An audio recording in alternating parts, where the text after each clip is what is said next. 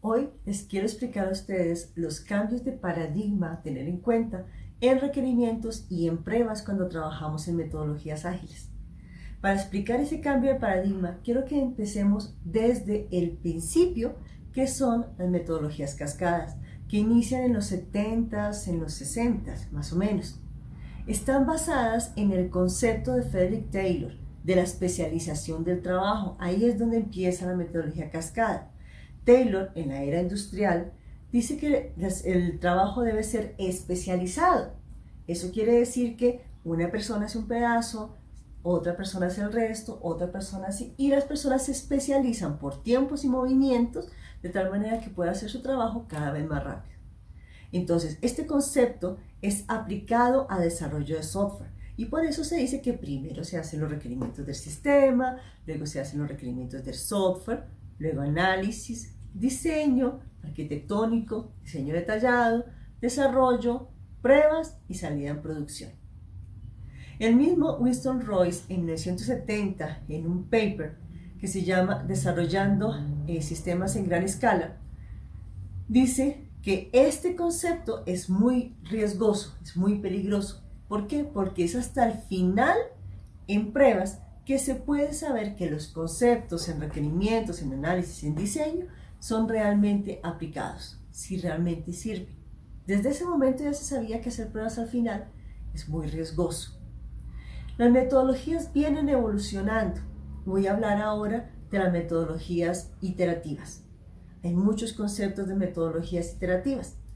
En todo caso, supongamos algo estilo RUP, porque las metodologías iterativas tipo kernel están orientadas a que primero se hace el core de diseño, llamémoslo así, sin que se pueda ver solamente los módulos internos, por ejemplo seguridad, por ejemplo algorítmica, y después se va desarrollando lo que se puede ver en el principio, que lo de atrás está correcto, pero tiene el mismo riesgo de las metodologías cascadas.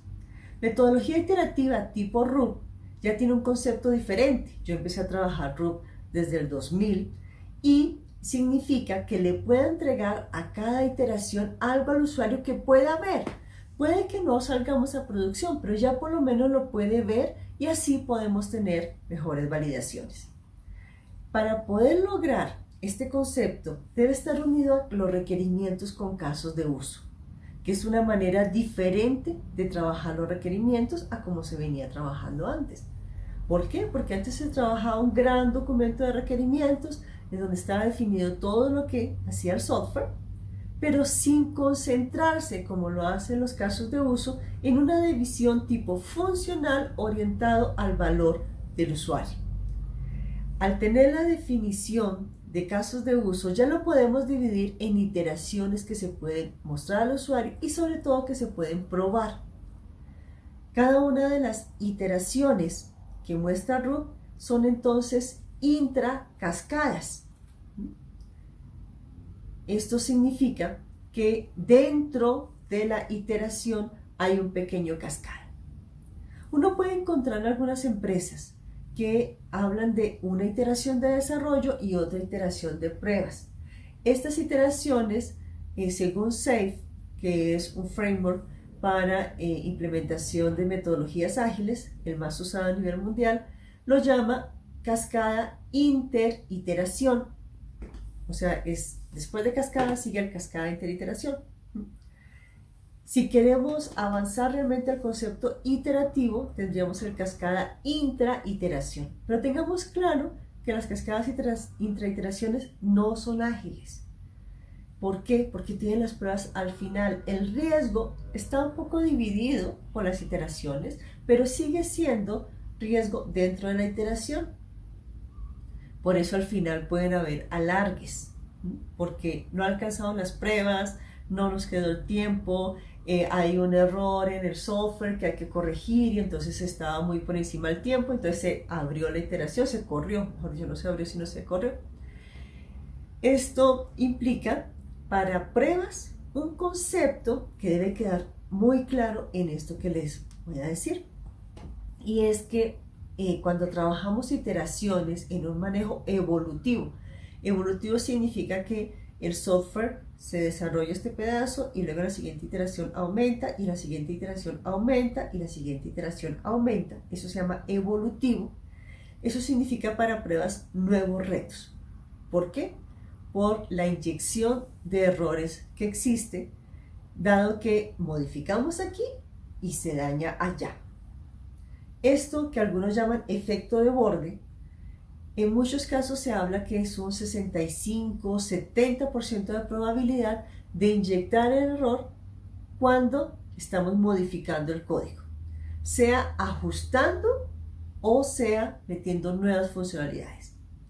Por eso dentro del concepto iterativo es necesario que cuando hago pruebas en la primera iteración, pruebo la funcionalidad que se desarrolla. Pero cuando estoy en la segunda iteración, debo probar la nueva funcionalidad de la segunda iteración y la primera iteración. ¿Por qué? Porque debo demostrar que sigue funcionando lo que ya venía funcionando antes.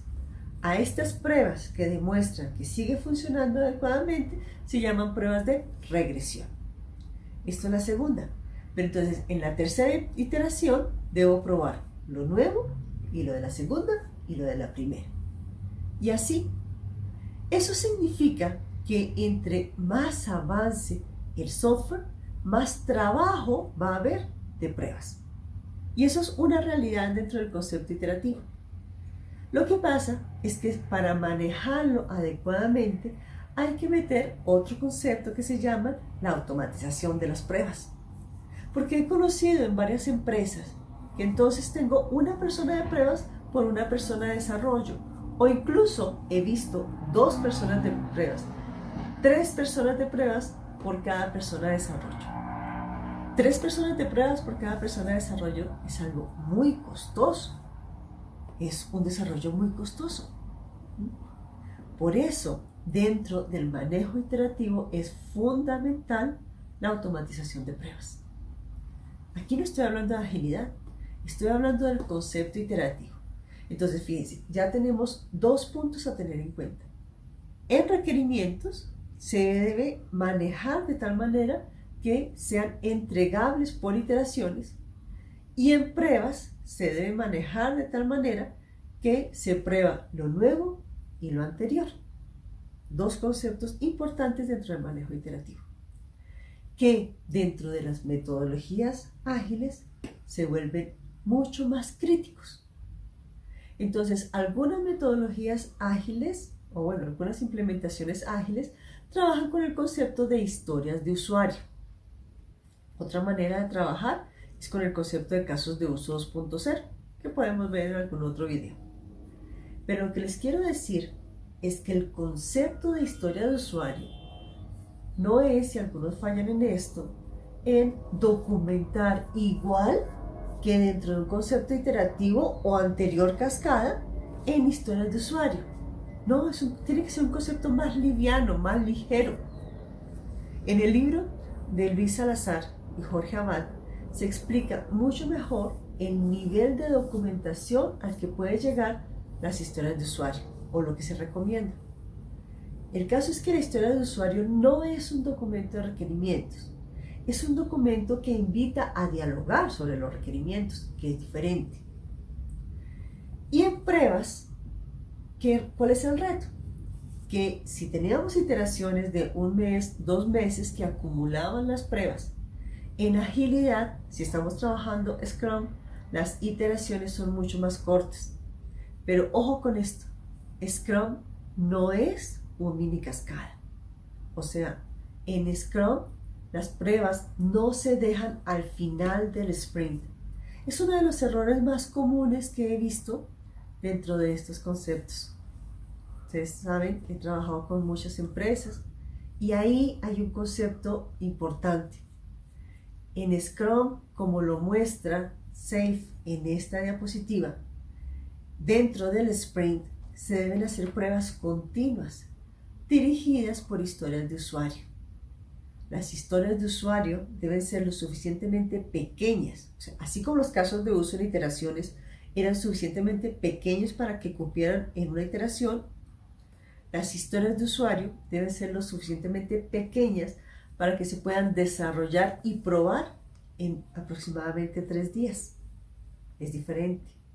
Y las pruebas deben pensarse de una manera continua. Probar y volver a probar y volver a probar. Por eso, si en el concepto iterativo la automatización era fundamental, dentro de las metodologías ágiles, la automatización de pruebas es imperativo. No es posible hacer desarrollo ágil sin automatización de pruebas. Hay diferentes maneras de automatizar. Hay diferentes paradigmas para automatizar. El caso es que la automatización, o sea, las pruebas, para poder hacerlas completas, es necesario automatizarlas. La automatización es imperativa. En Extreme Programming se recomienda incluso, Extreme Programming que nace en 1988, antes incluso del Manifiesto Ágil, que nace en el 2001, propone el concepto TDD, Test Driven Development. Y este concepto TDD, ¿qué significa? Significa que primero pensemos en las pruebas, primero automaticemos las pruebas y luego sí hagamos el desarrollo. Este desarrollo inicialmente puede quedar feo, incluso, no queda muy bonito. Se ejecutan las pruebas automatizadas, se verifica que funcione adecuadamente y luego sí me preocupo por hacer el diseño, mucho mejor diseño, en un concepto que se llama refactoring, que implica ir mejorando el diseño cada vez más dentro del desarrollo. Este concepto es un ciclo. Este concepto se llama TDD. Nace en 1988. Es posible gracias a las nuevas tecnologías. En tecnologías anteriores es posible que sea muy difícil de implementar. Este concepto TDD, según dicen muchos estudios, mejora la calidad de un 50 a un 70%. Es bien poderoso. Lo que pasa es que necesitamos un equipo adecuado para implementarlo adecuadamente.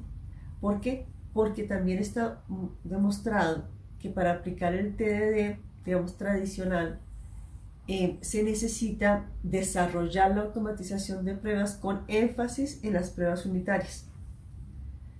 Por eso la pirámide de pruebas, que hablaremos en otro video, se voltea. Entonces, TDD es una muy buena opción, una muy buena solución para trabajar la calidad del software. Pero hay que mirar cómo podemos aplicar el tema. ¿Por qué? Dan North, después de aplicar TDD, se da cuenta que los desarrolladores hacen bien sus pruebas unitarias, pero pierden el pensamiento de negocio, el pensamiento sistémico. Entonces las pruebas están más orientadas al componente y no al software como un sistema. Por eso nace de él el concepto BDD, Behavior Driven Development, en un lenguaje, un esquema de lenguaje que él propone que se llama Gherkin. Gherkin no es más que el mismo concepto de pruebas unitarias, dado tal cosa, hago tal cosa y me debe generar tal resultado, pero en un nivel de sistémico, en un nivel de negocio más grande. Este concepto, digamos que se viene trabajando en la industria como algo mucho más general, sistémico, perdón, repito ese concepto, y nos permite mejorar las pruebas en general y la automatización de pruebas. Fíjense el cambio de paradigma que significa trabajar en las metodologías ágiles. No es solamente que ya no lo llamamos caso de uso, sino ahora lo llamamos historias de usuario, pero con la misma documentación. Porque me he encontrado casos de vida real, de historias de usuario de 20 páginas, 30 páginas, incluso recuerdo un caso de 40 páginas por historia de usuario. No están pensando en historia de usuario. Lo llaman historia de usuario y están pensando en caso de uso o no sé en qué cosa. Entonces, el concepto es diferente porque ya el concepto de requerimiento es otro. Tanto así que en mis empresas prefiero que no se llame requerimiento. Esa palabra casi no la usamos, utilizamos otras. Porque después les explicaré el por qué. En pruebas no es buena esa palabra requerimiento. En pruebas es fundamental siempre validar el producto de software, no los requerimientos. Eso lo profundizaremos en otro video. Mil gracias.